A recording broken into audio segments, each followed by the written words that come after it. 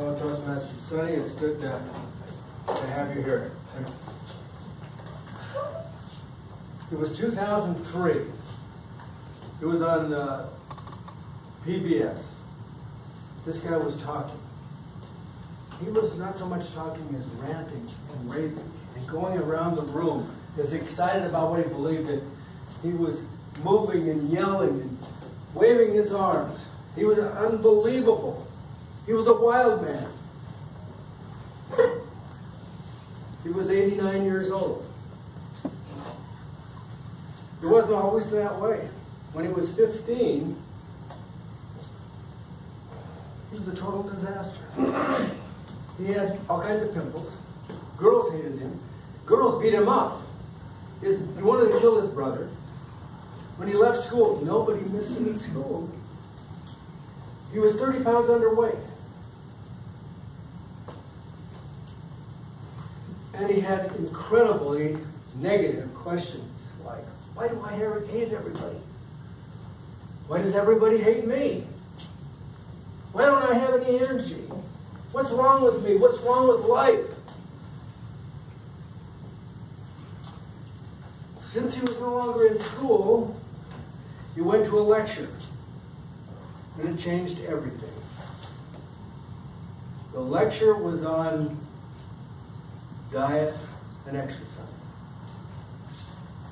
And he suddenly realized that he was a junk food junkie. A sugarholic. That's why he had no energy, why he was always irritable, why he was so unpleasant.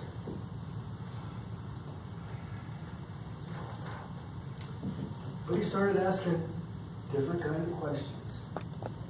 How can I get out of this trap? How can I be healthy and strong? How can I be likable? How can I like other people? How can I change my whole life? So instead of negative questions, he started asking positive questions. This is when he's a teenager.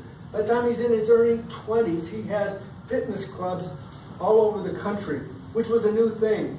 He started that idea of fitness clubs around the country. Later on, Arnold Schwarzenegger called him the godfather of fitness. Could you say that louder? Jack LaLanne. More than anybody of the 20th century, he inspired fitness. Now, what made the difference in Jack LaLanne's life? There's about 3 answers to that. I'm open to all of them. By the way, are you Colonel Sanders? You have You're the third person to say that. Oh, cool. That's good.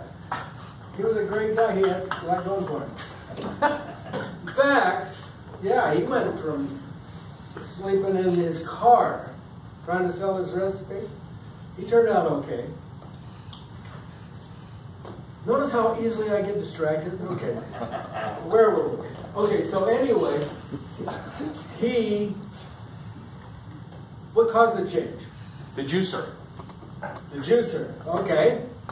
So, diet. What other things caused this change? Exercise. Attitude. What? Exercise. Exercise. Diet, exercise, attitude. And he changed his what? Thinking. Mindset. Specifically his questions. So instead of, why am I such a jerk? Why is everybody else treating me like a jerk? How can I go out and convert the whole world? And so when I saw him in 2003 and he was 89, he was bouncing off the walls. And by the way, I think he was inspiring, but to actually live with the guy would probably drive him nuts. He was wired. But it was because he changed his diet.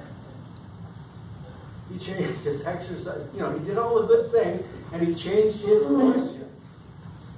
So, John, the next time you hear about something at work that you don't like, what would be a negative question you could ask?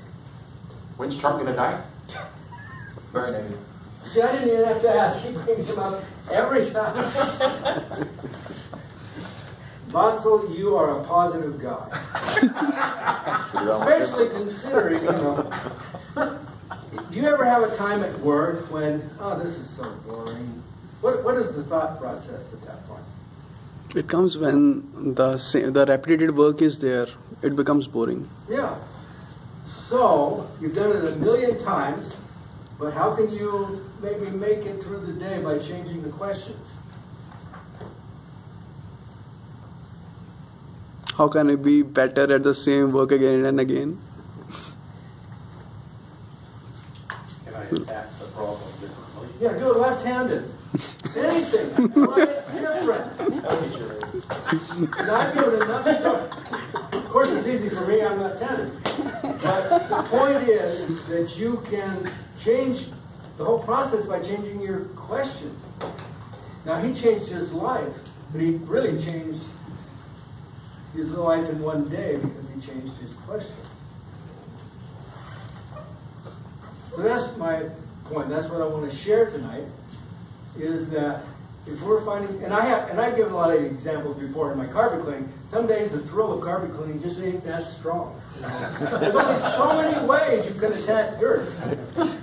But I've used tricks up here to get me to make it into a contest. And so if we change the questions, we can have a better day, we can have a better life, and we're probably more comfortable and more fun with other people if we change our questions. If we have negative questions, we get negative answers and negative results. If we have positive questions, we get positive answers and positive results. And Mr. Sunshine over here, John, could you ask a positive question? Is it going to snow this weekend? That sounds like a good question. All righty. See, John is on his way to a better life. He's asking positive questions. Mr. Toastmaster.